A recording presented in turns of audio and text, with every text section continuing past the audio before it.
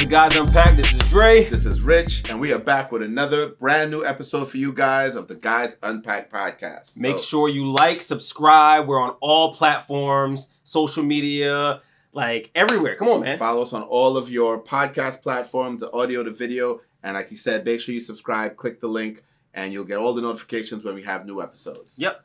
Dre. What's good, bro? We had to take a break last week because nobody was available to record. Yeah. I was itching to record because you already saw the list of items that I want to talk about that we can't even talk about this week. Everybody said none of those made it to this week. One made it to this week. Yeah. Which one made it to this week? What we gonna close off with? Oh, okay. Because I'm about to say, for me, none of them made it to this week because Kanye started to Kanye. Man, Kanye. We gonna get there. Yeah, all right.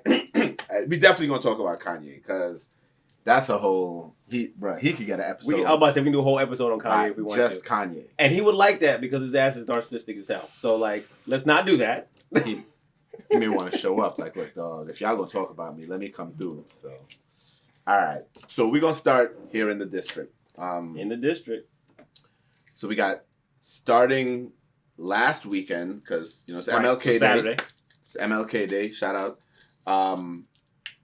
We now have to have a vaccination. It's basically a DC vaccination passport. You need to be vaccinated to enter gyms, restaurants, bars, clubs, stuff like that. Yep. Just not churches and grocery stores, things like that. Right. So for us, the question now becomes, what does life look like? how is this going to affect what we do, the party scene? Yeah. Well, I mean, I'm gonna first start off by saying, yeah, I don't plan on being out and about in these streets for a little while anyway. Omarion has been running wild, and I want him to die down a little bit before, I'm out throwing any events, right? Like, but to your point though, in planning for when we do eventually jump back out, right? Like understanding how this plays a role is going to be key. I think that one of the things. So when we did Mojitos, it was literally that weekend right before Omarion truly jumped out, right? Because if he jumped off the week before, I would have never thrown Mojitos. Okay. Because everybody got sick, like not after Mojitos particularly, but like everybody started getting sick like that week after or whatever. Yeah. It's just so difficult to really gauge like what people are comfortable with, what they're not comfortable with. I remember in that party in particular, like half the party was in masks, half the party wasn't in masks. And like, I just don't know how to move forward. I think people are tired. So I don't know. I have to see how I'm gonna let the people who are gonna throw some parties first do it, and then like jump off of them and see, all right, that worked, that didn't work. I think this could work, and just go from there. What's funny even about that statement, if you remember last year, we were the guinea pigs. Because when we did the first party, it was literally on the first day that you could have a party. That everything reopened, right. And we were the ones who were like, you know what? Let's test the water, sure, and see. And difference was though we did ours outside, so that was a lot different. I'm not even doing like the direct apples to apples comparison. I'm just saying like just the time frame of it because now we're looking at the opposite. Like that's when things opened. Now, things aren't closing yet. Sure. Knock on wood. I don't think they will. No, I don't think they will either. But now with the strain peaking, sure. They're saying that it's hit a peak. Right. They believe, and now the numbers should start to decline. Should. Until another variant comes out. Until something else happens or whatever. And of course, the way this has been spreading through like people who are vaccinated. Right. That's the interesting part to me because now... Even with saying, okay, everyone has to be vaccinated to go to certain events or whatever. Right. Omarion said, I don't care about vaccinations. Right. Like, matter of fact, Omarion said, half the masks y'all are using can't even protect you from me. So I think, and you saw a few events have been canceled. Some people have been a little bit more cautious. Right. While others have been a little bit more cavalier. Which is always the case. Like I think that, and I don't want to jump too far out there. I think that part of that is health concerns. I think other part of that is like the financials. It's like I don't know if people are actually going to come and support this because of all the things going on. And instead of jumping out and potentially losing money, Like, let's Right. not I mean, yeah, even go in that direction. and I think it's being responsible both ways. Oh, for sure. For yeah, sure. it's like it's being fiscally responsible, but it's also being responsible to the overall community because it's a bad look for you as a promoter after your party. Now you're getting all these calls from people. Yo, I got sick. You might want to tell your folks if they was there. And you know they ain't going. And they're not doing it. They're keeping it. So they're not calling nobody. So I think it's, you get both aspects of it. Sure. So, but if you're throwing something in DC, yep, your patrons have to be vaccinated to enter. Sure. So we're gonna see now. I know the first party after this rule change is S. Dot's birthday party, February 6th. February 6th. Yep.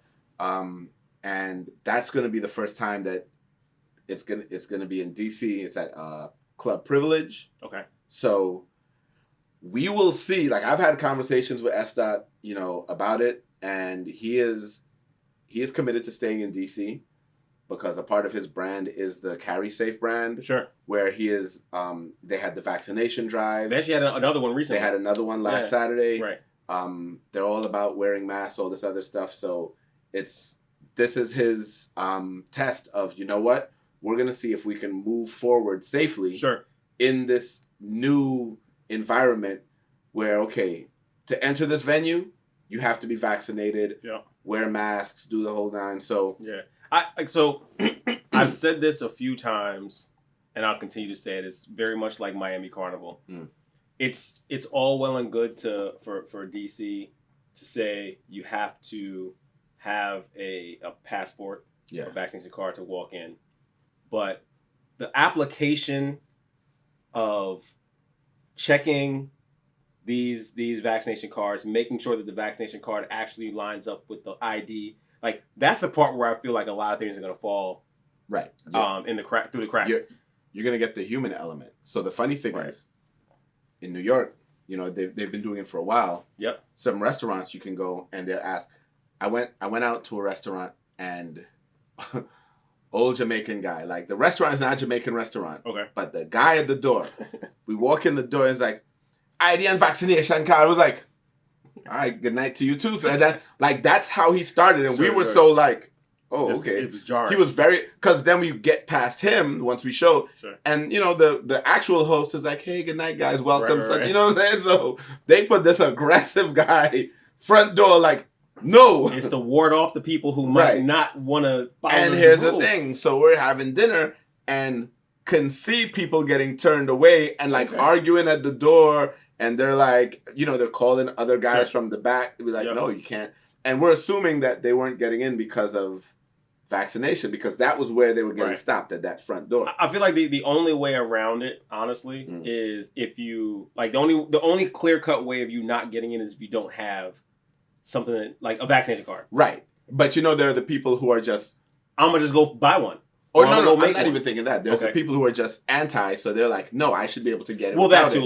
Those people, I don't want to say I don't care about, but I don't care about because you're clearly not even trying to. Right, you're not even trying to skirt the rules. You're just like, I should be. They shouldn't apply to me. I'm Djokovic. Right. I feel like there are a number of people who are going to just try to game the system. Ultimately. Oh, absolutely. I think I'm gonna use your vaccination card, like, because everybody's not gonna be walking around with it. So some people are gonna be bringing a photo of it.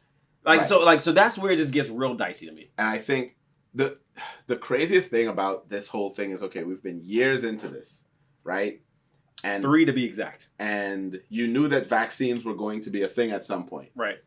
And at no point, and it's like only some place in certain jurisdictions thought, we should make some sort of app, some sort of digital vaccination card. That's literally taking the information that we're verifying. Exactly. Because I have a handwritten card. Right. That anyone can get a copy of, get a blank one of, make one online, and just write. So I know DC, I heard some venues are going to an app. Okay. But it's even like just the venues are. So, sure. So it's not even a thing where the city is saying, hey, this is our proof of vaccination. Well, the beauty is, and I don't want to belabor this because I think we beat this, but like, so I know I fly American Airlines all the time, and when you're flying back into the country from anywhere else, American Airlines makes you use this app called Verify, where you have to take a picture. So like the platforms are out there that this can be done. Right.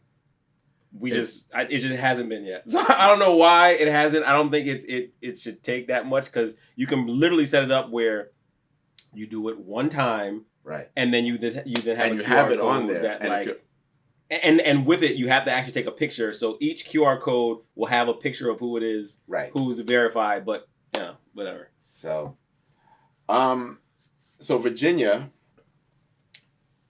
just elected a new governor. Yep. Glenn Youngkin, and such a weird name. First things first he did was decide, one of his first executive orders was to end the mask mandate in schools. AKA fuck the science. Like, he was like, what he said was, he wants to leave it up to the parents to choose, and I'm like, yeah. Okay, so we've already seen that when you leave it up to people to choose, half of them are going to choose the wrong thing. Sure. So, like, if not more. Right. In your state in particular. Right. And that's part of my problem. It's like Georgia. And they went all the way. Bruh. And isn't your daughter in Georgia? Yeah, but she's home. She's doing like. Okay, so she's not like she's not public in class. school. Got you. Like but like that whole idea that teachers, if they test positive once they're asymptomatic, they can continue teaching. Like, on one hand, there's the CDC, which is telling you that you only need to isolate for 5 days now. They keep on changing isolation rules, which I get. Like, as they get more information, they change what is said. I think that's probably the biggest issue with people, that like they're losing trust in this organization, not realizing that they only have the information they have. But that aside, you have that, which is not actually the rationale that Georgia is using. Right. And then you have like the piece of, we just gonna keep on moving regardless because we don't care. Like, to me, that's what it is. Like, Georgia just doesn't care about its constituents. If they're literally saying, we know you have it, and because you're asymptomatic, which absolutely has nothing to do with your ability to spread it, right? Like, because that's essentially how people are getting. That's how most of the vaccinated are actually operating right now. Like, they're more or less close to, if not completely asymptomatic. Asymptomatic or like mild symptoms and just walking around spreading it. Right. And then the crazy thing with Georgia, I don't think it's that they don't care about their constituents. I think Kemp is banking on that a lot of his, or at least a good enough number of his constituents, will be behind his way of thinking. That, you know what? It's not that big a deal. Just come back to school. You know what I mean? I think it still comes down to not caring about them. Like, just because your constituents agree with you doesn't mean that you don't care about them. Okay. You see what I'm saying? Like yeah, no, I don't disagree with that. Right. But I don't think it's that he doesn't care. I think he's an idiot. And because of that, Touché. He's like, no, it's not that big a deal. Like, I think he genuinely, because he's kind of been this from the whole time. That's true. So, I mean, like, and I will say in his defense, I hate to even say this, but in his defense, Atlanta been open for like, or Georgia rather, has been open. Sure, right. For like the entirety of COVID. But remember, Atlanta was operating with slightly stricter rules. Right, and that's only because they have like black, more liberal leadership. So their rules have been a little bit stricter than the rest of which is relatively speaking, because they still been out. They've been partying. Because some of the stuff they just can't do it. They're like, look, these are the rules in Georgia. And it's been such a fight back between the mayor of Atlanta and Kemp. Right. That it was kind of like some stuff you just have to concede on. I swear every big DJ from New York moved to Atlanta during the pandemic because they were like... Or Florida. Right, because they were like, we can't work where we're from, but we can work here. There were so many parties down in Atlanta and Florida. Bruh. And that's where everything was... That's where every big weekend, big whatever event was thrown was somewhere in Atlanta or somewhere in Florida. And so I get it. I just think that the notion of, you know what, we need to keep schools open. Yeah. So that's why we're bringing it. Because if you even gave me that it was based on some science, some research that, okay, it's not spreading XYZ, like whatever. If you could give me science, then I could say, okay, then at least there's some rationale behind your decision to have the teachers just come back. I remember when I sent it to you, you were like, nah, I mean, with the CDC, and then you read it further, and you were that like... was the thing. Like, right, and you read it further, and you were like, yes, okay, that doesn't make any sense. Right. If your rationale is just, we just need to keep the schools open, like, No, that's stupid. Like, Pretty dumb. So, well, back to Virginia though. Yeah. So now you got Glenn Youngkin. Yep. Who is not only like he started off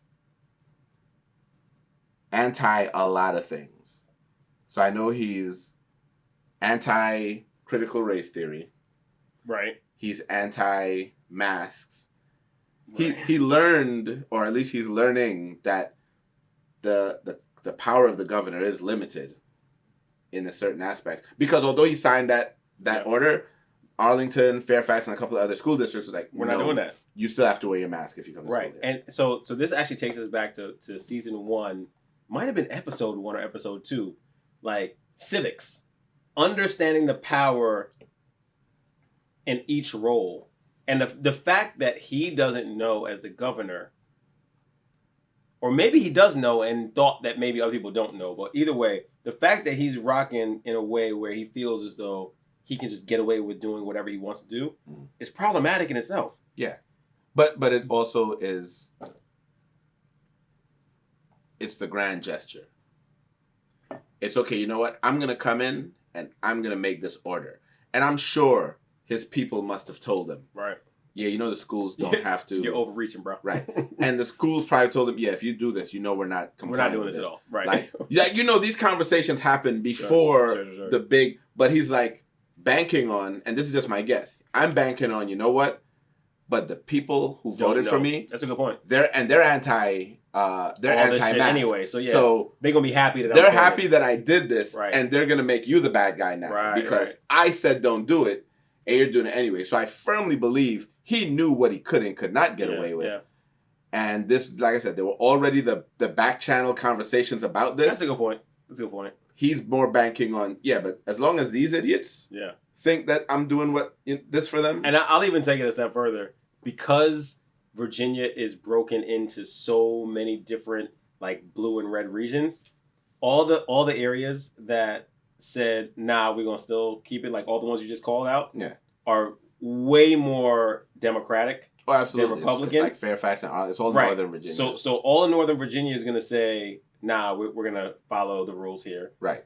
And then all of like rural Southern not Jamaica, Virginia, are like, nah, we don't like this shit anyway. So and they probably weren't wearing masks. I was about to say, in retrospect, it's actually kind of genius because he's saying what has to be done, even though it really doesn't have to be done. And the people who want to follow are like, yeah. The people who don't want to follow, like, yeah, we're not listening to you anyway. We're gonna do our own thing. So nothing actually has changed. Nothing actually is changing. So, but he gets to make his grand day one and say that I did this. Right. I give him a pass on that one then. Yeah. Now the critical race theory thing, that's a little bit different because I think a lot of the school districts, like it's been such a contentious issue. I hate it. Which part? I hate this topic. Okay. All I hear when I hear people talking about being against critical race theory is, I don't want you guys to whitewash history anymore. Like that's essentially what I'm hearing, right? Like I try to put things on really simple terms.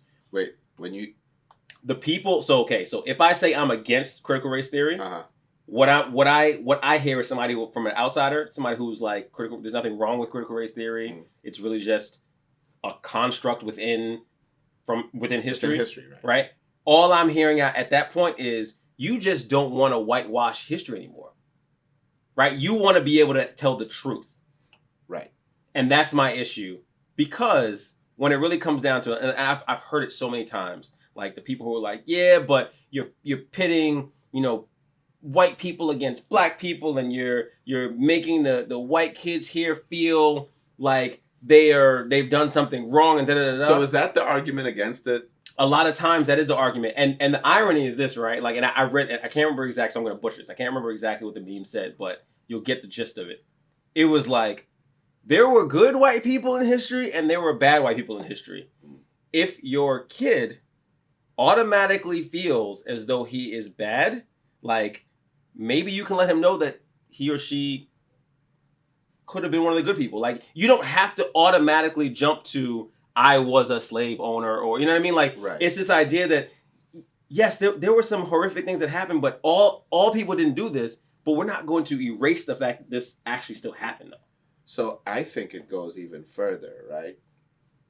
I think it's also the fact that some of the things involved in the teachings point to some of the social constructs that are still like affecting. Of course. And so if you are a part of that social construct, of course, you don't want want people not just to lose power.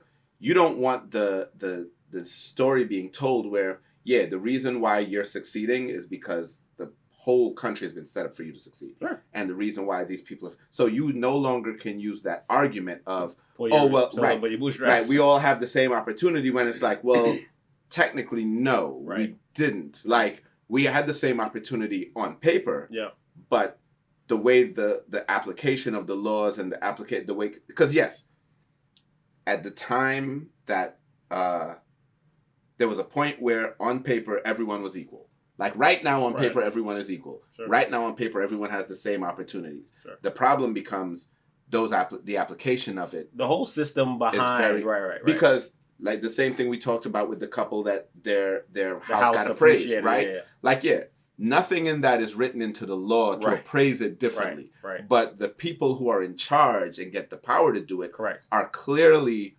weighing and tilting the scale against certain people. So I think a bigger part of it is not just about the history. It's we don't want to fully dismantle some of the things we benefit from. Right, are still helping. So here's the thing, right? And there are two pieces to it. And this is why it's power, right? Because it's like it's an intrinsic power. It's like they know but they don't know that you've literally been given a hands up just because of what you look like, right? And ultimately, based off of what you're saying, if we shine a light on this, the fear of... And start teaching it, not just shine a light. Right. Start... The fear of, well, maybe the playing field actually does become level, and I actually have a chance to be on the same level of the people who I've been saying all along they lazy and they don't pull themselves up by the bootstraps and all these other things. Like, there's that piece, which is I think a tough pill to swallow for a lot of people, right? But then there's the other piece where it's like, I don't know, it's just because you give up some power, and I loosely use the word power, doesn't mean that your life actually negatively gets affected, at least like in some big way, right? Like, you can literally create equity and everyone increase. Yes, you might have to give a little bit more than you want to, but when you really, really play it out, if everyone is doing better, you have an opportunity to continue doing better as well. Like, it's one of those things where when the have-nots have nothing else to do, like, that's really when they can come and just take your shit, as opposed to you relinquish some control, create some more equity, allow people to fight on the same level, and everybody can somewhat win. Yeah, but Doug, I don't even think it's... Because everything you're saying is right. I think a lot of it is, I don't want to have to deal with answering for my past and the things that I've benefited from. Because even to what you're saying, let's say the playing field, quote unquote, leveled. That's not going to affect your generation or you right now. Sure. You know what I mean? That's not going to affect maybe another generation or two behind you. So you don't lose anything today. Yeah. Other than you start to look way worse, because you already look bad because of slavery, and you look bad because of America's history. Right. And then when it really starts to be like, we really start to say, okay, well, you know what we're going to teach is that it didn't just end with slavery and segregation. Right. It actually became a system that continued to keep a lot of these things in place, albeit in practice, because a lot of them couldn't be kept in place on paper, Sure. but just in practice. Right. And when you really start to teach things like that, and you start to put things into context on how equality really didn't just suddenly happen, it wasn't like we were just all suddenly equal, that really makes you have to look back and be like you have to accept that, yeah, I'm really only successful because of, I'm really mostly successful because I've had this head start. Sure. And this head start is documented because now we're teaching it in schools. So, but I mean, I like the last point I'll make is that's the reason why equity is actually more important than even equality. So we definitely need the equality piece, but equity is important as well because it brings it into a space where everyone actually still has a fighting chance. Like take race out of it and we'll just look at it from a money standpoint, right? Mm-hmm. If I have accrued a certain amount of money, okay, I pass away, and I leave a portion of that to my children, right? They are able to build off of that a lot faster just because of compound interest than someone who has to start over every single time, right? So, like, all the kids that I went to school with, who I used to just think, like, yo, these kids are just wealthy as hell, like, none of them were overnight successes. Right. It was family. It was generational. Right. Wealth, And essentially, like, it was a grandmother or a great-grandmother or a great-great-grandmother who had something, left it to their kids, so that they didn't have to always start from the beginning. Exactly. Which creates a balancing effect when it comes to now my great-great-great-grandkid doesn't have to fight as though they're starting from scratch. Right. Whereas, like, we, unfortunately, very often have to fight like we're coming from scratch every single generation. I feel like one good thing I've seen is like a little bit of a social awakening for the people who are actually paying attention to it. Is a lot more people like us have been more aware of that and are making a lot more steps to stop that. You know, to make sure, okay, you know what? I'm going to at least make sure that what I can leave for my kids is something tangible that they can now build off of and continue to build off of. So even if I don't see it in my lifetime, even if I just see a little bit of it, at least I'm setting them up for the future. Yep. So I am glad to see that has been a more prevalent thought in our community in recent years. However, sometimes our community embarrasses us. And sometimes? Very often our community embarrasses us. All right. So right now, we're going to talk about a viral TikTok video. And I know this is a complete departure from, but, you know, as always, we got to get into the good stuff. Sure. So this girl went on TikTok, right? and I'm not going to lie, dog. I fell for it. We all did. I fell for it at first. I think every single person did. They didn't question him at all. She went on TikTok, posted a video of this guy she met on the beach in Miami, and asked her friends to help her find this guy. Right. I'm so dumb. I'm not even taking into account the time. Right. Nobody did. I'm just saying, girl, beach, posted video of a guy, and then turns out guy was married, because even in her TikTok she was like, oh, I hope he's not married. Help me find this guy, blah, blah, blah, blah. Sure. The wife reaches out to the girl like, he is married, XYZ, and she... Leave it up. She does a second video with an update. Right. And like I said, I fell for it. I was like, dang, homie got caught. I think because, and hold that thought, I think part of the reason why all of us got caught by it is because deep down, everyone likes a happy ending. So, like, we wanted to believe that, oh, shit, she found her guy. And it's like, oh, never mind. Like, and then so many guys out here. I don't even think that's about like a happy ending. Hold on. I was about to say, so many guys out here ain't shit and do this kind of stuff, too. Yeah. So it's like, it fits the narrative of... Right, that's what I think. Yeah. Damn, like you, she set it up really well where we were rooting for her. And then he dropped the ball and it's like... Damn, another one did the same shit that the other one did. And here's the thing: I don't even think I was rooting for it. I think I just believed what happened. I don't think I was ever rooting for this chick. She's like, fuck her. I just completely believed that this dude hollered at her and got caught up. But then here go the funny thing, right? So I'm talking about it with a friend of mine. Right. And I was like, man, it sucks for this dude. He got caught up just because this chick was being mad thirsty.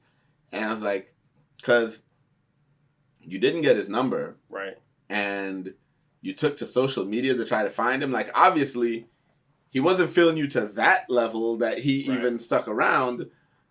But yeah, you know, again, like I said, yo, let me get one of those, yo. Like you said. Right.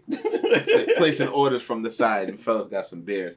So I was you should start walking with your own drinks, like how I walk with my own drinks. I did, but I'm almost done with mine. So yeah. Anyway, continue. So we were legit like looking at it like, that's kind of weird. Yeah. Right. Yeah. Still didn't think nothing of it. Then the update video drops. Mm-hmm. And the update video made I felt stupid for falling for it. Like all this shit makes sense. Yeah. What he's saying, everything makes sense. I felt so dumb falling for it in the initial, like when I heard the update video. And he dragged that video out. Bro, the longest 8 minutes ever, dog. That shit could have been a minute and a half. Easily. Like, because he told the story. The story made sense. He told the story about 12 times. That's the problem. Right. That's why it lasted so long. But think about it. Like, yo, if I was there and I was hollering at this chick, we both here in Miami on vacation. Why would I have just talked to you for 5 minutes? And rolled out. Right. And he was like, I had a section. I would have had you come over. Like, I would have told you to come. Like, he's basically probably giving away some shit that he did. Like, his wife should probably still be skeptical because... So that, and that was the thing. That, to me, is precisely why the wife posted on her video originally, leave this up. I don't want him to be able to deny the shit. Because I'm like, clearly there's been something in the past. And I'm not saying he's guilty of this one. But clearly there's been something in the past that makes her feel like she has some trust issues. Because on the real, if your wife is secure at home, right, and something like this surfaces, even if you kind of feel like that immediately, you'd be like, nah, there's got to be more to this. You'd at least give him the benefit of that. Benefit of the doubt. You'd at least have the conversation with him. Right. Hear out what happened. Because... But the fact that she says that I don't want him to lie, leave this up, means that she already didn't trust. There had to be some trust. Something in the past, possibly. Because even when you think about it, his explanation, and maybe it's because I'm a guy, but no, that's not even true. Because I was talking to a female friend of mine, and we both kind of had a laugh about it because his explanation made sense. Like, yeah, how did she lose his number or didn't save it? Like, he never gave his number to her. Like, he went over... And she was like, I was so lit. Right, like, that you thought you saved it. Like, no, you were so lit that... You didn't get a number. You thought you had a number. Right. You were sitting there like, why didn't I get... And then, too, like, why didn't he take her number? Because as a guy, you know, most of us... Sure. I'm going to get your number. I'm not giving you mine. Worse, I'm out here cheating... So I definitely don't want you being able to call me whenever, all crazy. Let me get your number. I'm gonna holler at you. You know what I'm saying? Sure. And so the funny thing is, when it first surfaced, before his video came out, so I'm in a Howard chat on Facebook, and it just like it's literally for the years that we were there. So it's like I think it's an 8-year period. So it's like as an overlap for people who have graduated. Okay. And all day, people just post things and they just want people's commentary on it, right? So this one came up. And my response immediately was like, it's again, before I realized before I realized I got hit with the okie doke. Yeah. I was like, yo, this is an amateur move though.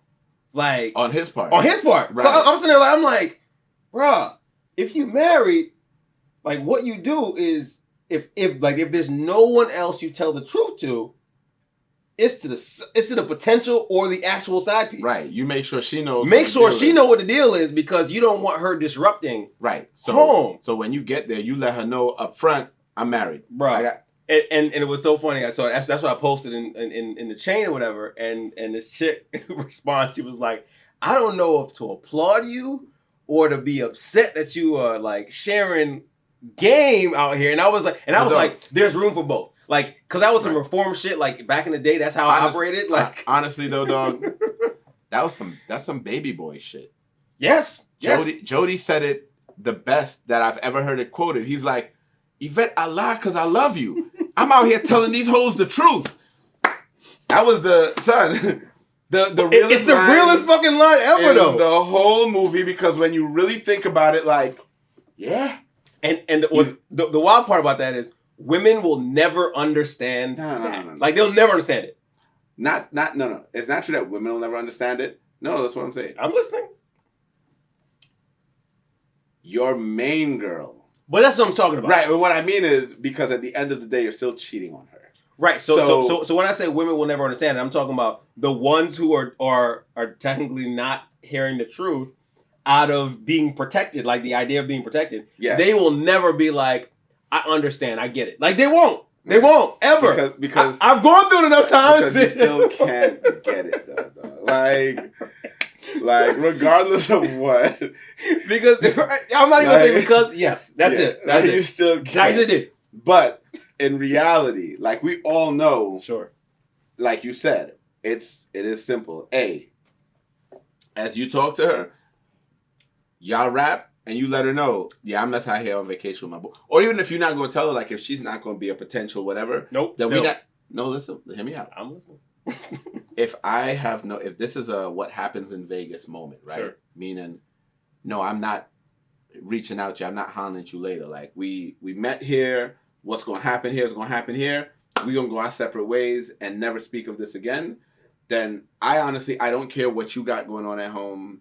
You don't need to know what I have going on at home, because we have an understanding. This is a vacation hookup. Yeah, I'm not trusting that either though, because shit could change, and ultimately this is my vision. The only way shit can change is you got to have some information. Sure. You're right. But again, I like to remove all of the bullshit from up front. So it's like, look, this is the deal. You go with it or not. They either gonna be like, you know what?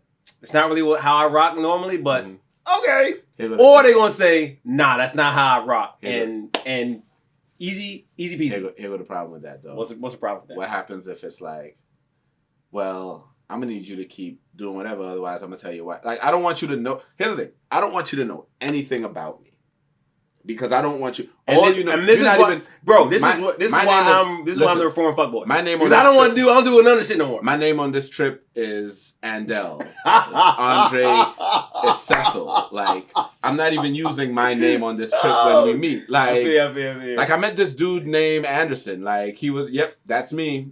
Anderson. Like, they try to Google. Right. I can't find this nigga. Because I'm not, especially if this is going to be a vacation hookup, dog, we go into my boy's room. You're not even going to be able to track it down to the room I had. Sure. You're like, yeah, he was staying in 513. So I'm gonna tell you. So the reason why this isn't even an apples to apples comparison for me is because, like, I gotta gauge people's character out a little bit before I even on the side shit. Like, I gotta gauge a character before I even touch that.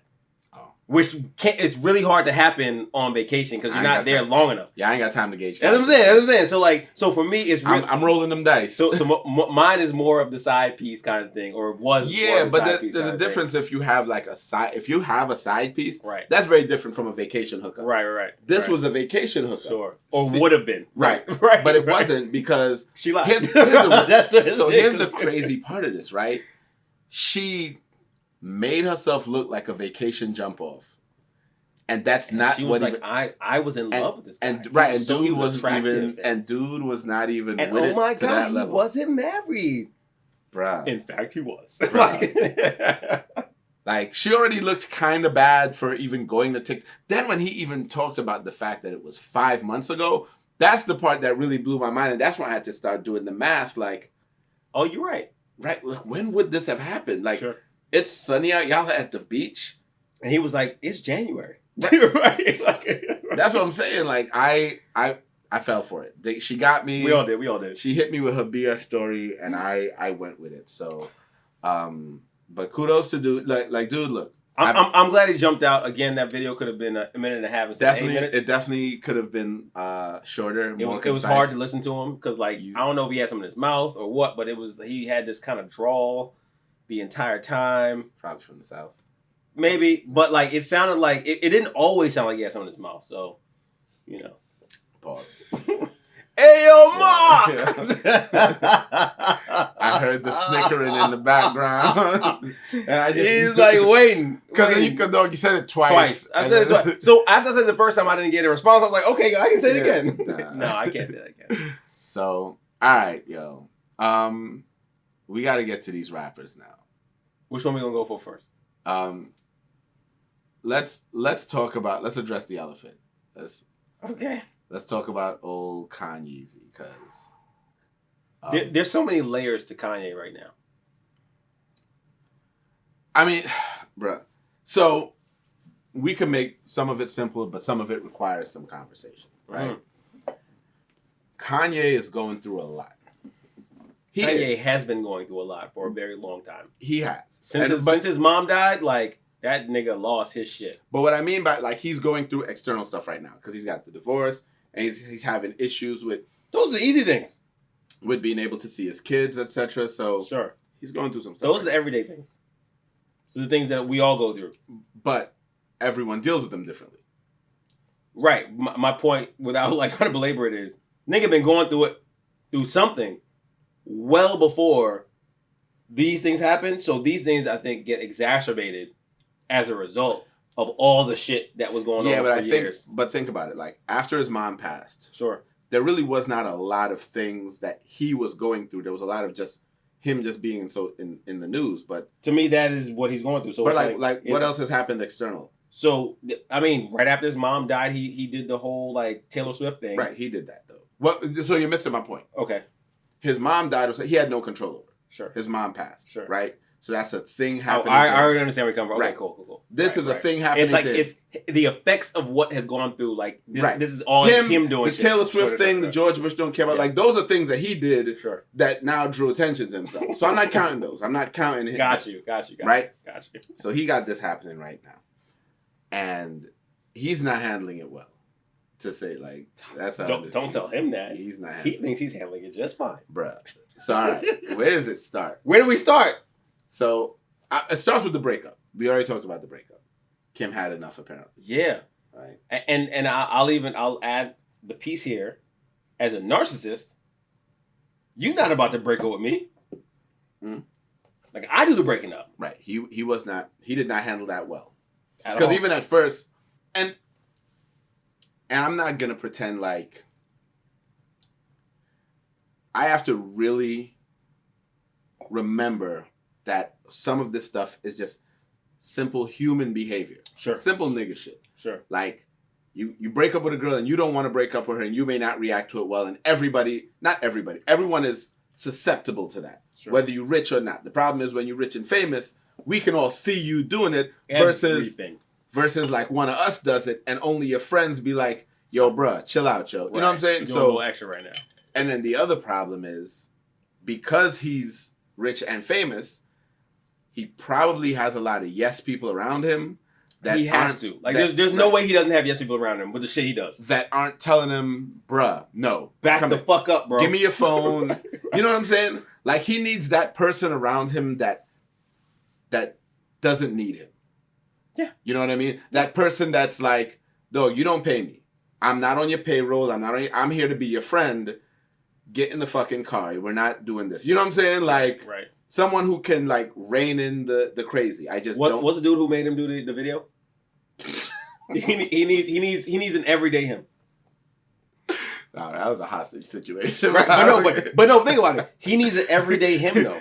Yeah, but that's different though. I get it's different. What I'm saying, he needs that kind of energy. There's somebody who can literally say, "Nigga, you're gonna do this shit." See, I don't know that he needs that kind of energy. Yeah, he needs that energy. Because that was a hostile situation. He just needs a voice of reason. That nigga was not a voice of reason. So here's the problem. Because he don't need somebody.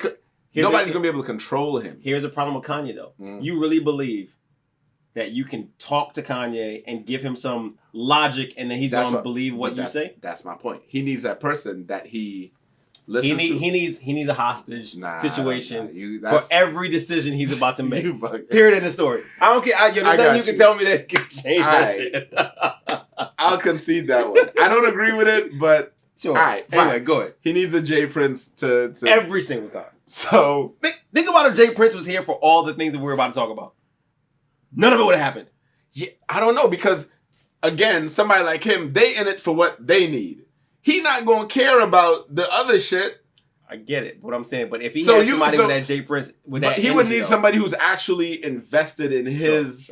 Sure. Bruh, you're not getting nobody to really. He just needs a friend.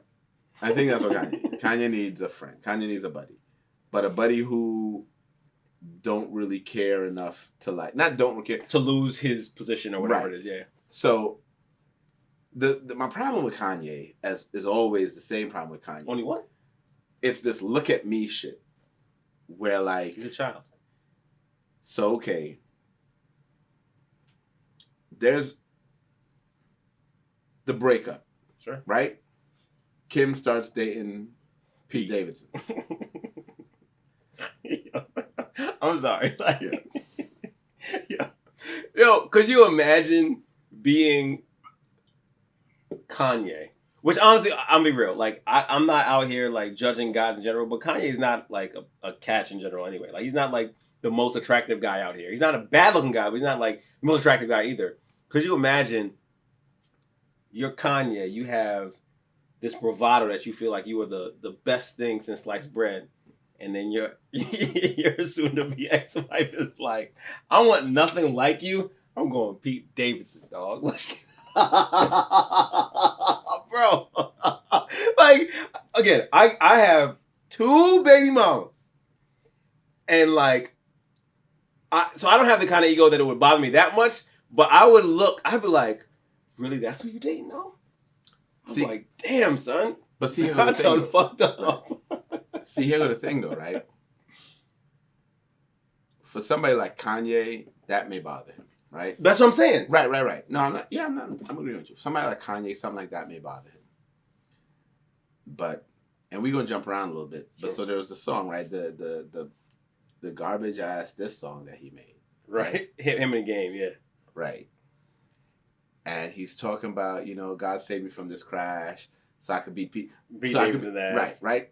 And then I had to really do some thinking about it. My new bitch is bad. But, yeah, like, so, and even the whole verse is garbage, but the whole verse is like a love letter to Kim. Like, without a doubt. He's clearly like, he's hurt. Like that whole, which made the verse so much sadder to me. I was like, bro, like I texted in the group, I was like, he's hurting. Yeah. And I was like, I gave him a bit of a pass on the Pete Davidson piece, because like, I get it, like, you got ego, it's hip hop, cool, but when you listen to like the next video, I can't remember who shared it, was either you or Mo in the chat, and it was like a long clip, it was about an hour, and it was not an hour, no, it was a minute and a half. It was the whole verse, yeah.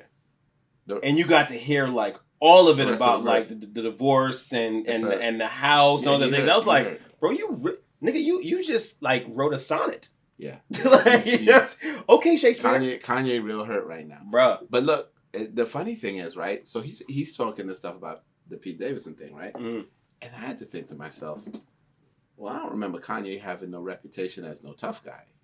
He's not a tough guy. So I'm sitting here like, it would be hilarious, because we don't know if Pete Davidson can fight.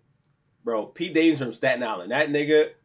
I know he can fight. I'm saying, we don't know nothing about Pete Davidson. I don't know. I'll put it this way. I know for a fact Pete Davidson can fight. Like, I don't know him, but I know I'm not gonna say that I'm not gonna put money on it, but at the end of the I wouldn't, but at the end of the day, I'd fuck Jake Paul, right? I would pay a pay-per-view. And I don't pay for no cable. I don't pay, but I would pay for that shit. I would pay for a pay-per-view. 100%. Showtime, Don King, Pete Davidson, and Kanye. Whoever it is running these Jake Paul, Logan Paul matches. If y'all could get Pete Davidson and Kanye in the ring, the world would pay for that shit, bruh. That shit would make more money than like regular boxing shit. That would make more money than if Floyd came back to 100%. Because so if somebody can make that happen. Ain't nobody making it happen, but yeah. Dog, why not? Can't nobody make it. Because Kanye has way too much ego to even step in the ring. I think the opposite. Here's why I think the opposite, right? Okay. Because he put it in a song. So I think if a promoter... It's easy to put that in a song. Yeah. Listen what I'm saying, right? Because the ego part of it is, now you put it out there. You said it. Nobody ain't called you out. Sure. So if Pete Davidson, let's say, came out and said, fuck it, let's fight. Right? Like, no rap, no nothing. Right. Just Fuck it, let's fight. Matter of fact, Pete Davidson goes on SSL and does a skit beating Kanye's ass. Right. Pete, if y'all are watching, like, I'm telling you, right? We're giving you fodder, bro. Pete Davidson, they do a skit on SNL. I'm with you. Where Pete wears Kanye out. Yeah. Right? And then some promoters reach out and it's like, let's make this happen. Dog, you said, right. And you go to Kanye like, you called him out. Right.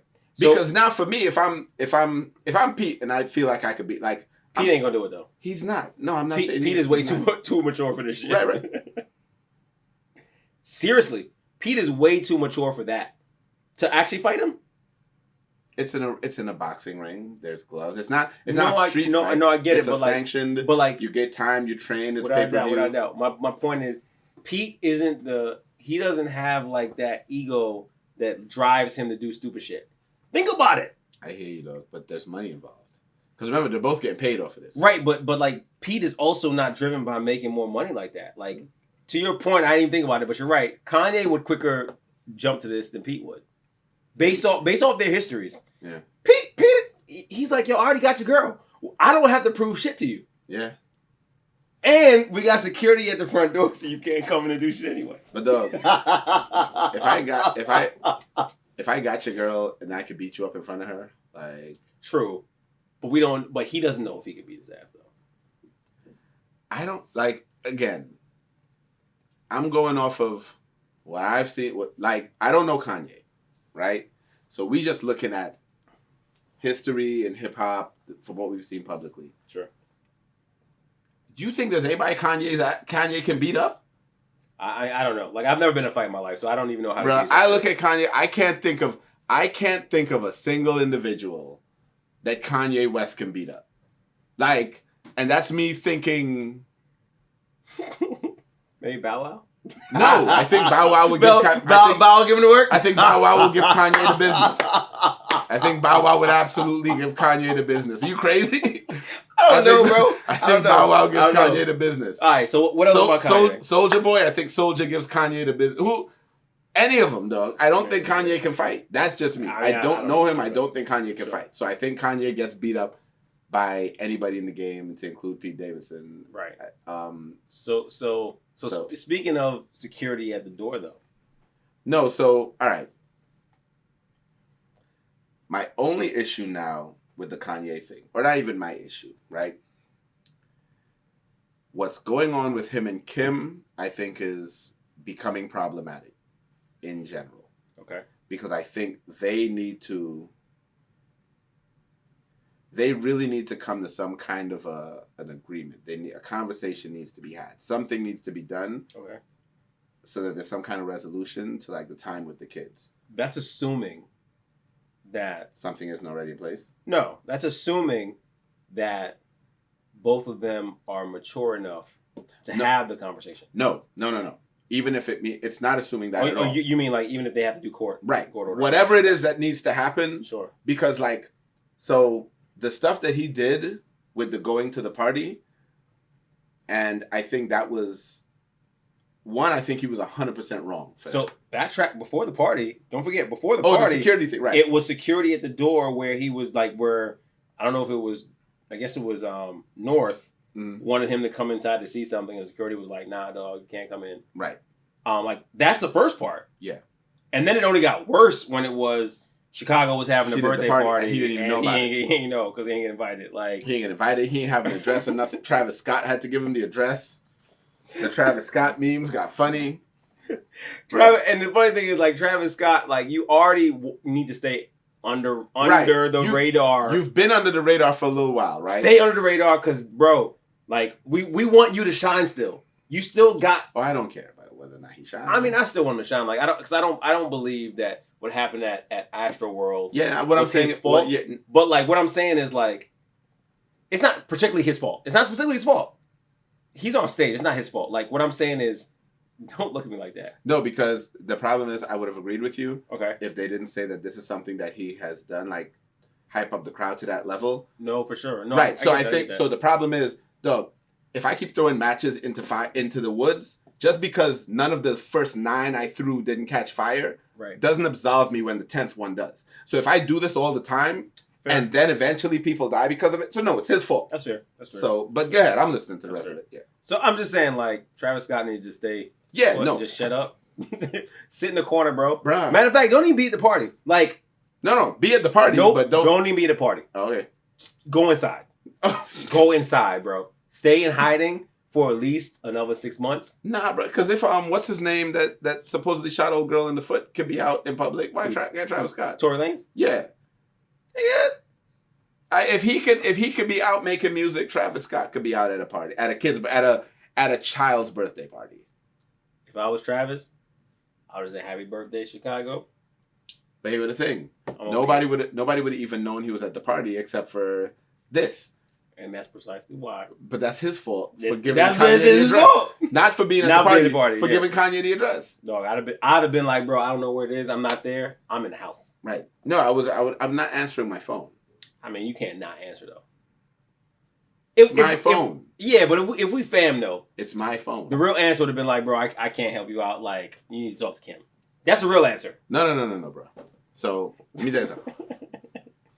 Hold on. So you telling me if I'm reaching out to you about something, about a location, some shit, I'm about to. You gonna flat out be like, I'm about to. No, hablo it. No. Here's the thing. So if, let's say I'm having a party, right? Sure. Let's say it's a Friendsgiving, right? And I know Kanye's not invited, right? What you laughing at?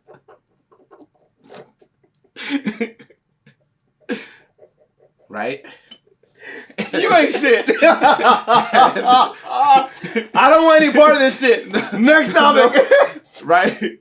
And so I tell everybody Kanye ain't invited. Bro, I'm not taking part of the conversation. I don't care. So, I don't want to be a part of the conversation. Nah, hang on, son. No, let's be real, right? If you Travis Scott and you see Kanye calling, right? I'm not answering my phone.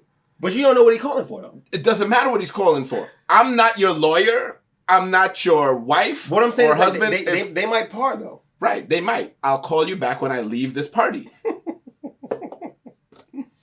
I don't have to answer that phone. Now, when we're recording, if my phone rings, I'm not answering it right now.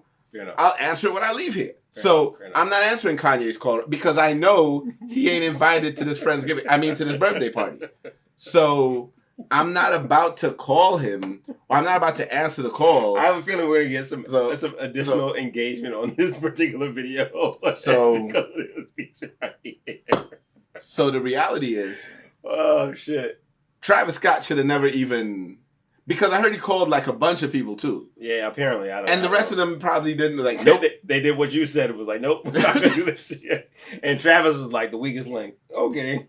So, but the bigger problem, right? Sure. You guys don't have something in place. Sure. For how you're going to move forward and co-parent. Sure. Kanye needs to understand, yes, you're entitled to be in your kids' lives. Yes. That does not entitle you to A, their mother's life. Yep. Or B, shared experiences with them. Sure. You guys work it out now. Now you're not together anymore. Yeah. Your new bitch bad or whatever, right? So you don't you ain't trying to get back with her, right? You claim you bought the house next door so you can be closer to them. Cool.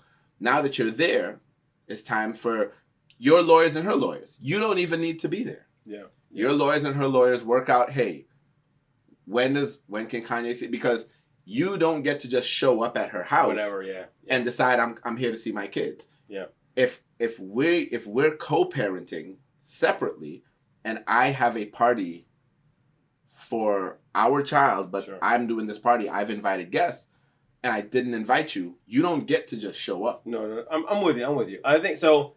It's one of those things where I see both sides. I'm not saying that I agree with Kanye at all, because I will never agree with Kanye. I don't like I twice a day, though. Broken clock. Twice a day. Sure. It's unfortunate. So as a dad, it's unfortunate to be in a situation where you want to be a part of your kid's life and a part of your kid's experiences and not have the ability to. I will also say, I think that's an unfair statement, but go ahead. But hear me out. I don't think it's unfair at all, right? So I totally believe that Kim, at least based off of what we know, Kim was totally within her right to have whatever party she wants to have for Chicago, where she wants to have it, and not invite him. Not tell him a fucking thing. Right. I'm with that. Right. I'm totally with it. I get it. Right? But me trying to empathize as a dad, like, it has to suck, like, to be, and again, I don't know him, but like, it would have to suck, like, if I was in that position, to want to be a part of as many experiences as possible and not be invited. Now, the difference between me and Kanye is, if I wasn't invited, I'm not gonna figure out where it is and show it. Like, I'm just not. Not at all. Like, maybe I just got too much pride, but like, it's not even pride. It's a matter of, you're not a narcissist. You're not you're not ego driven. Maybe so at that's the end of the day, yeah.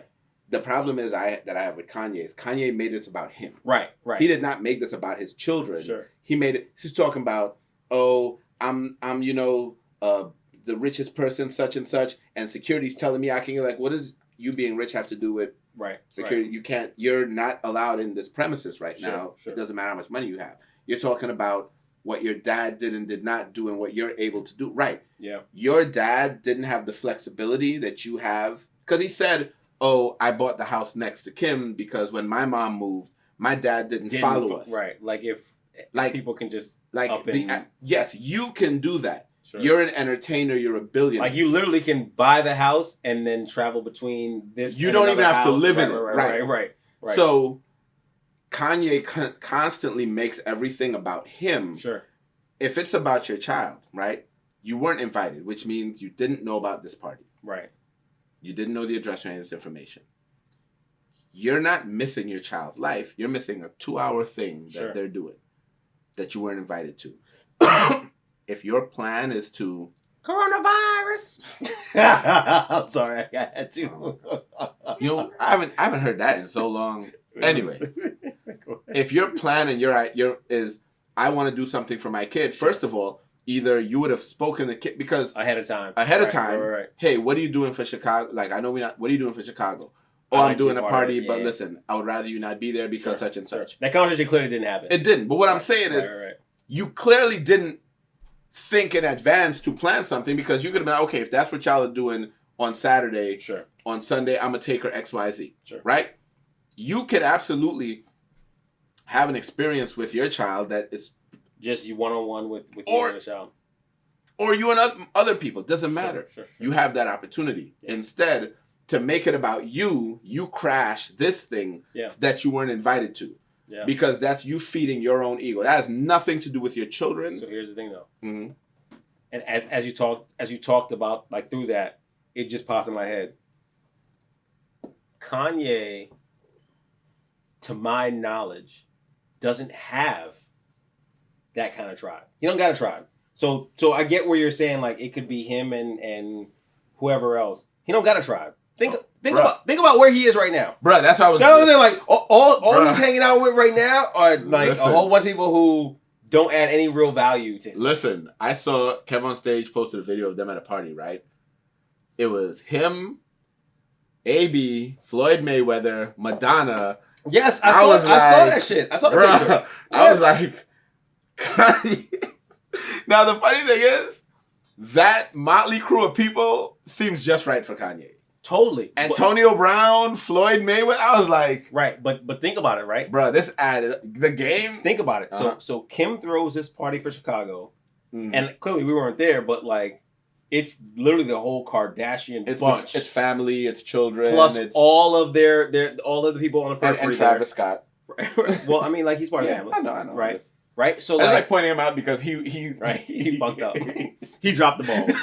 Matter of fact, yo, I'm sure he's sitting at home like, I ain't answering this phone no more. I'm sure Mama Kardashian is about to be like, take his phone away from now on. He even more mad because he's like, nigga, you ain't had to tell him I gave you the address, dog. Like, he had to. Like any other man who's Kanye? part of Travis. Any other man who is a part of now the Kardashian crew, because like, you lose all your masculinity when you get. But what I'm saying is, Travis looking at Kanye like, nigga, why you told him I gave you the address, dog? You got all the resources. He don't give a fuck. Maybe. I'm not saying Travis doesn't give a fuck. I'm talking about like Kanye don't give a fuck. Right, no, but I'm Travis. I'm sitting here like, dog. And now from now on, when now Kanye, I can't have my phone at parties no more. Right, because at the end of the day now. As soon as I get there, Chris taking my phone and shit. Give me a phone. Right. Give me a phone. I can't do nothing because I done fucked up at the last party. Travis about to be on punishment at all events now because of Kanye. But that's the point. Think about it. He got brought into a family, right? And like, yes, he had his life outside of it, but like a lot of his life with his kids are an extension of the Kardashian clan. No, it is. Yeah. Right? So right now, yeah, your bitch is bad, which actually I don't think she's that bad anyway, but like she's just a white girl with an ass. And I mean, yeah. You could buy those.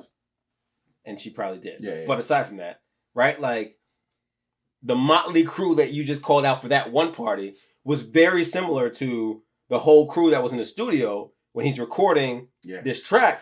Yeah, and the irony is too, in the past, Kanye was very, very focused on people not being in the studio with him. You know what the thing is?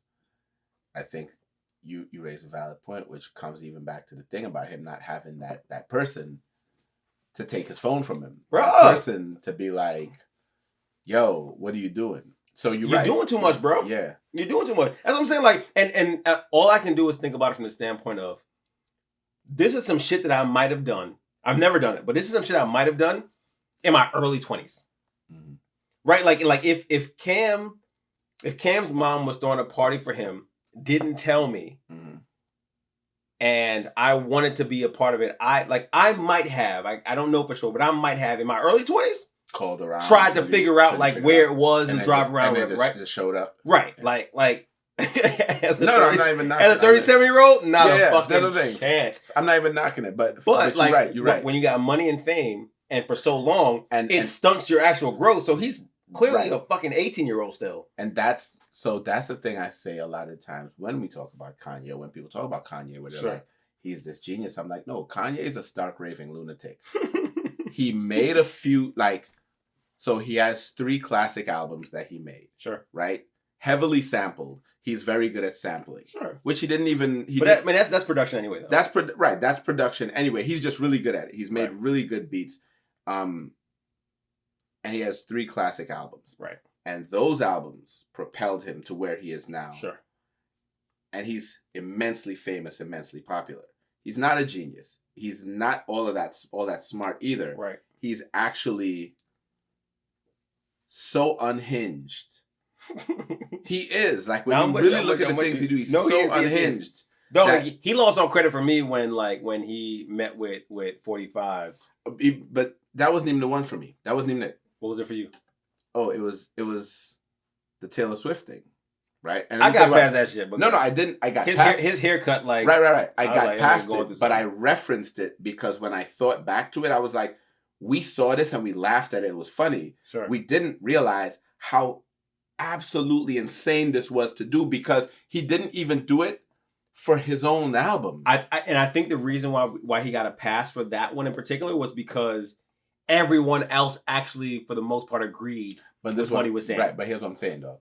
We gave him a pass maybe because of that. Sure. But if you just break down the action, I'm with right? you. No, I'm with you. You realize, and that's what I said. That's why I was like, I got past it because I don't really care about it. Right. But when I think about it, I'm like, nah, bruh. It makes sense from here. He's been a nutcase. Showing us that he's been doing bullshit for a while. If you think about it, he's been showing us that he's a nutcase. Sure. We just ignored it for a long time. Sure. So even the George Bush doesn't care about black people thing, like you could agree or disagree with that, but when you think about the venue and the time and the way that he did it, you realize, nah, dog, he's been insane. He's not been right in the head for a long time. So anyway, all of that aside, when you think about this, what you're saying makes complete sense.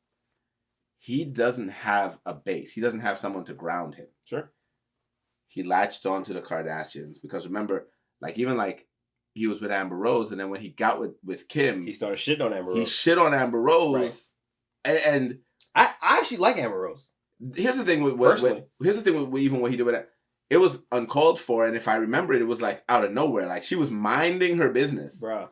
And he decided he does a way, like, or has a way rather, very similar to actually what he's doing right now, of like when he moves on to the next one, he has to big up that next one. So that was in the process of him like really, really trying to say Kim is the baddest chick in the world. Yeah. So I got to shit on the one before me. Right. And it's very similar to now. He's dealing with Miss Fox, right? Mm. And he can't really shit on Kim. Like it's not possible to shit on Kim, honestly, at this point in time, right? Like, and a bunch of kids later, like right, like, but he's still on some my bitch is bad, da, da, da. Like, yeah, it just shows his insecurity through it all. Absolutely, but I feel like at this point, like, they need to now, like I said before, get something sorted out for them kids, because what he's doing. Oh, Kim getting her law degree.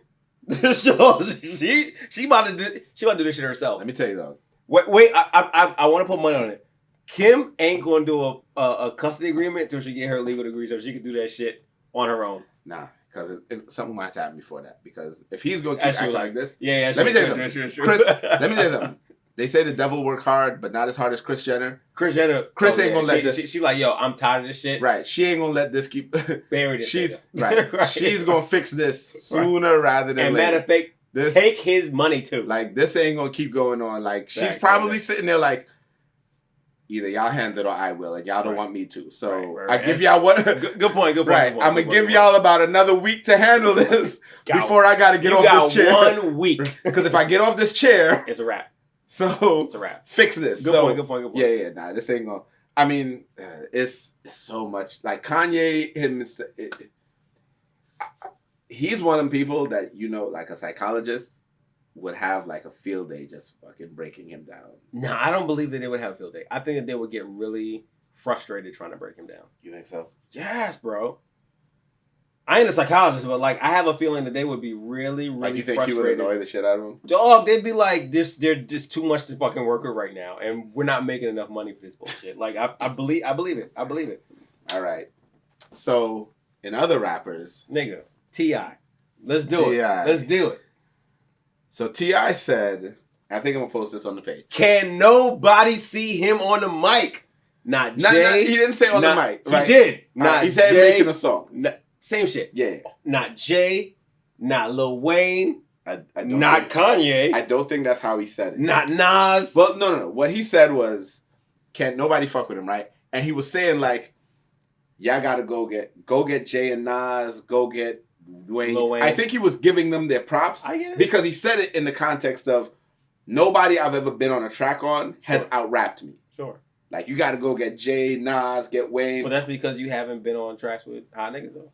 But he's been on tracks with all of them, son. No, I know, but what I'm saying is like you haven't been on any like heavy hitters. Like all the tracks he's been on. And don't get me wrong, let me put this out here. I am a big T.I. fan. Yeah. I'm a huge T.I. fan. Yeah. I believe that like he helped put the South on the map. Dog, that King of the South title, I think, for a long time was earned. So I ain't gonna lie, even when he started with the King of the South, I was like, I don't know, man. Like, cause I grew up Outkast.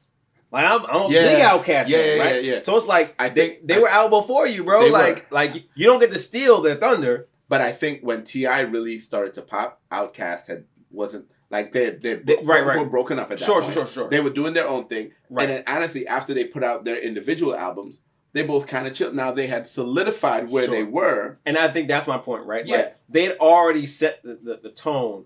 So you now saying you the King of the South, I'm like, But at the time that he was doing it, he was relevant.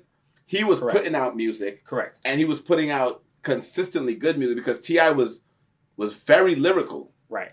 So, but here's the thing though, right? Like, as lyrical as T.I. is, he still is known more for trap party tracks. Yeah. Right? And as much as I want to give you your flowers for that, that's dope. Like, that's not the same. But here's what I'm saying. Even them party tracks, his lyrics on them were dope. That's what I'm saying. So like you have some rappers, like let's use like the Hot Boys, right? Cash Money. Mm-hmm. You got guys like Manny Fresh and Baby, Trash. who had no lyrics, Trash. but the beats were dope. They dope. And the songs were catchy. Trash. But they were catchy. Sure. They had a bounce. Like in that era. Yeah. Like you wanted to hear that shit. Yeah, I mean like that's like New Orleans, like that was their thing. Right. And they would say like it would just be like, okay, some catchy shit, but the lyrics were very basic. Sure. T.I. would put out the club song. Sure. But with dope lyrics on a club hit. And great enunciating and all that shit. And so I understand.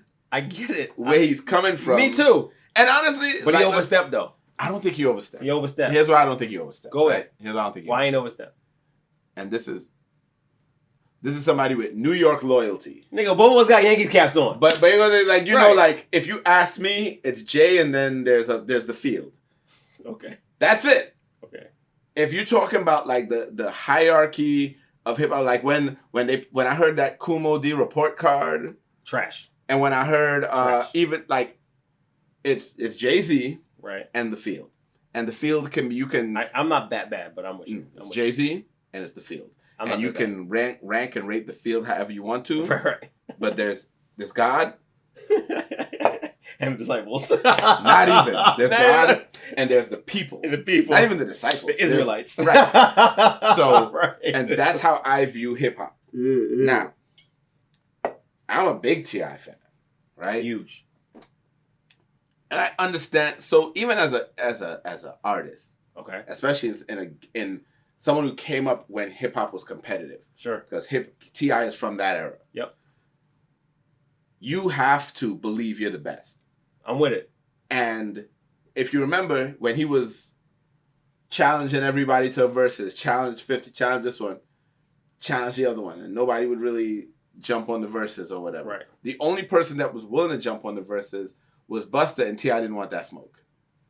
Nigga, no, he doesn't want that smoke. Because nobody wants that smoke with Busta. Like, bro, even dudes who have better music than Busta don't want that smoke. Because knowing that it's not a press button thing, like you got to get on a stage with Busta and rap with Busta. Right.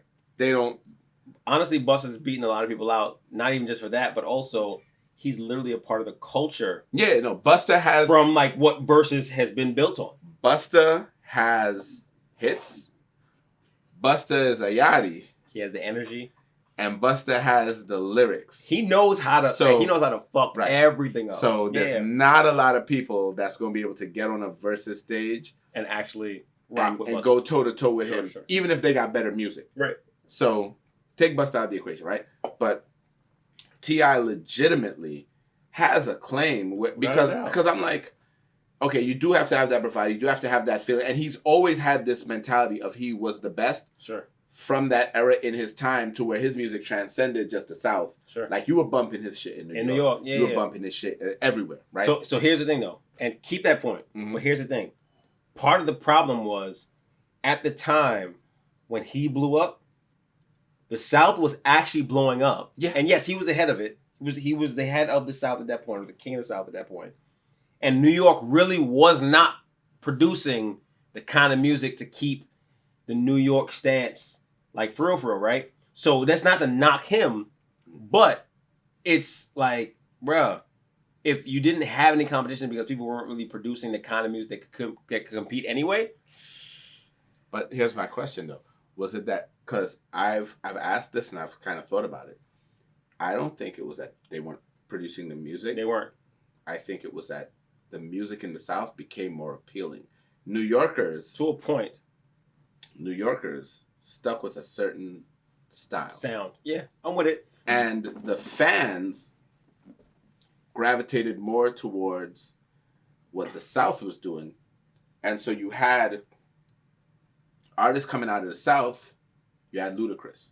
You had T.I. Yes, but you had guys who were doing that party sound, but also having catchy lyrics. I'm with you, but again, so as a DJ, because I remember this era, right? I remember this era too. I remember this era because this is literally when I was like college, graduating.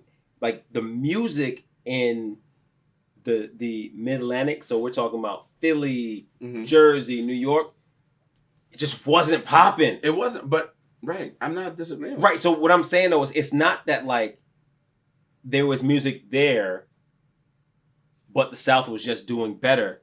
The South was doing great, but the Mid-Atlantic had honestly slept on it and was like, and they were sleeping. They really weren't. So that's my point. Like the South just did really great because they realized that in order to dominate the industry, they got to be better than everybody else. Right. Right. So we're agreeing to a point, but also that whole New York, New Jersey, Philly area, they were not producing good music. Right. It was like one-offs here and there, and I'm like, and I think with many people, it was like, well, we still want to listen to music. So if y'all ain't producing the shit, then we got to listen to other shit. Dog. The Patriots dominated the NFL for 20 years. No. I'm listening. They dominated the NFL for 20 years, right? Mm. And then Tom Brady left, and they fell off. And now other teams are going to. Yeah. That's not the other team's fault. That this team. Agreed. Yeah. So yeah. it's not the South's fault. No. Yeah. That's what I'm not blaming T.I. Right. So I'm saying that I don't think it's that because Nas was still around. Sure. Jay-Z was still around. The Lox was still around. X was still around. All of the artists that were relevant in the 90s and early 2000s were still around. Right, but they just weren't producing music. Right. That's what I'm saying. Like, so I'm not knocking this out at all. I'm not blaming them. So what I'm just saying, like, they stepped up, and so New York didn't. So if I go back through like T.I.'s albums, and I'm thinking, I'm not saying nobody can fuck with T.I., right? I'm not saying that. I'm not giving the but I'm saying that he as the artist in this scenario has every right to say that. So I don't knock him for saying it because I think that I think that although maybe I might be able to think, well, I think this person and this person can. Sure. Because he even said, he was literally like, you may like somebody better than me, right? That's where he lost me. But he said basically to me, and as far as I'm concerned, right, I'm the best. So yeah, I agree to that point. Uh-huh. No one else's opinion matters but mine. To me. So from that standpoint, yeah, shit. And no. Mm-hmm. I put it this way. Can no other DJ touch me in the soca scene? Right. I don't care what nobody else thinks. Okay. Right? Like, honestly, I'm not that egotistical. No, I know you're not. I know you're making a point. Right. So you're making a point, right? Right. So I backtrack and I say that the only way that I truly believe in what he's saying is if he timestamps it to when he was really the king of the South. But listen to my point, right? Okay. So we could even use the DJ example. Okay. If a person experiences a certain level of success within a certain realm,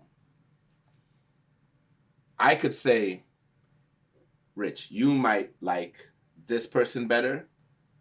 I don't care. I think I'm better than this person because and I have a resume to back up what I believe. Sure. Like Mike Geronimo can't say he was the king of rap. Bizarre can't say he was the king of rap. You know what I'm saying? Yeah, but T.I., for the time period when he was dominating the charts, can say that. He can literally say, you know what? You might have liked Ludacris better. I already got an example for you. You might have liked Jay-Z better. Sure. You might have liked Eminem better. Sure. I'm telling you, nobody, and I've been on tracks with all of them. Right.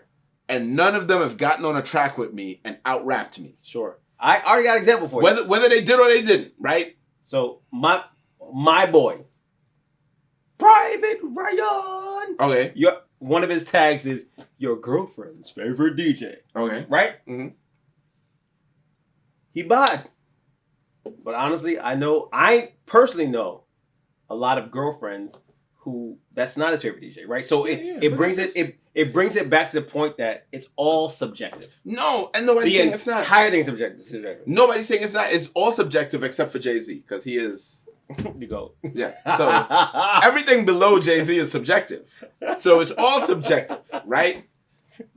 No, I'm not even. I'm that's not even up for debate with me, dog. It's like it's Jay-Z and everybody, MJ, and anything else below them. Sure, so it's Michael Jordan. So I don't even debate them two no more. Sure. But it's all going to be subjective. Sure. Now, here's the thing: we could use Ryan as an example. Ryan has a track record. Sure. Of proven success. Yep. So even though I may say, I could use any DJ and say, I'd rather listen to this DJ. Sure. I like this person's mixes better. Yep. I like to hear this person live better. Cool. That's my preference. But if I look at Ryan's success, his success is what it is. I can't debate them numbers. Which makes my point. I can't debate T.I.'s numbers in the time that he's talking about. You also can't debate Jay-Z. No, you can't debate Nas's. Nope. You can't debate Lil Wayne's. Nope. You can't debate nobody's numbers None of because and that's exactly my point. And because during the time that T.I.'s talking about, he was comparable to all of them. He absolutely was. I'm a fan, but no, I don't agree. Like I think number wise, the only two people that I would be like, all right, I kind of agree with you. We're gonna look this up because I think T.I. numbers wise was comparable. The only two people who I think that he could actually like dominate, Ye and Nas. And here's what I'm saying. But you throw in Wayne, Jay-Z during the same time period, bro. Okay. Wayne and Jay-Z were killing it way more than T.I., in my opinion. Again, I'm talking subjective. numbers. I'm just talking numbers. No, I'm not talking subjective. I'm talking numbers. I'm not even talking subjective. I'm just talking numbers. So how about this? No, we'll look it up. Right, that's what I'm saying. We'll table it for now. Yeah, we'll look it up. We'll look it up, and then next episode we'll bring it up. Because here's what I'm saying. I think when T.I., I'm not saying anything about Wayne or Jay-Z not being... Wayne and Jay-Z were dominant for a long time. Forever. Right? Still. Not Wayne so much, but yeah. So, end of the day, you're right probably long term, but I'm saying that at the time of King, T.I. versus T.I.P. Bro, like he had a very tight space where he was killing it. I'm with it. No, absolutely. But only that tight space. But in that space, that's right. That's right. And that's why I said like. And in that space, he put out like 3 or 4 albums. But that's why I said like if we're only gonna talk about that tight space, then yes, I'll give him some credit there. But if we're talking about like, oh yeah, but remember in what he said, he never said anything about longevity. He said, I believe. He said nobody can out rap me or can do. So what he's saying is based on my skill level. And he's basing that skill level on what he's done within the time that he was popping. So that's an assumption of yours. He made an absolute statement. And that's how I look at it. You make an absolute statement. He made 2, right. He said, no one has gotten on a track and dusted me. Sure. Right? That's the one piece. I don't believe anyone has. And all the songs I've listened to. Now, I could say, yeah, your verse was better than his, but you ain't dusted. Like, it wasn't like... But I mean, like, how many tracks is someone actually dusting the other person, though? Like... Quite a lot, though. Like, where you never listen to a track where you listen to one artist and you're ready to skip to the next track before the next dude comes on because that happens all the time. Not when it comes to big artists. No, like the only one I can think about that I remember people talking about was Renegade with Jay-Z and Eminem. And even that, like, yes, I think M's verse was better than Jay's, but it's not like Jay's verse was shit. No, in hindsight. You know what I'm saying? Like, it was no. In hindsight, like, if you take away what Nas said, sure, because I think what Nas said really kind of made people look at it with a different light. Right. And you just go listen to Renegade. Nah, Jay's verse was dope. Eminem had a better verse because Eminem's rhyme scheme and his cadence on tracks is better than Jay's. Right. But nah, Jay's verse was also dope. It was still a solid, and that's my point, right? So anyway, let's put that aside. Last hip hop artist. We're gonna come back to this. That's what I'm saying. We're gonna table it in the next episode. Because I actually want to hear if anyone responds. Because T.I. only said this yesterday, so I actually want to hear. Yeah, we're gonna see. Like I'm not even concerned about this shit. I like. But the last hip hop artist for the night. This is where we're gonna close here. Your boy Drake. Hot sauce. I'm gonna tell you, real talk. Part of me doesn't believe this story is true. Yeah, I'm with you too. But we're not gonna play in the realm of not being true. What we're gonna do is we're gonna play in the realm of if it is true, I agree, yeah. right? Like, so it's two things I gotta say. If it's true, it's the dumbest chick. Like, because if she's really suing him or even making a complaint, brother man, right? Like, so there's that aspect of it, which we don't even have to really dive into. There's that aspect of it. Here's what I'm saying. If Drake is smart, what he's gonna do, he's gonna start selling hot sauce. Dog, I was literally about to say this shit. If he does not partner with Red Hot or some other company to sell hot sauce after this shit, his people are doing him a dog, he needs to fire them all and like get somebody else because he could be making an extra mil easy. Extra whatever. But beyond just making it, just the publicity. Like, if I'm a hot sauce brand and I don't reach out to Drake, bro, like I can't give you what everyone else might give you, but yo, I can give you this. Right. I just want to put your face on my hot sauce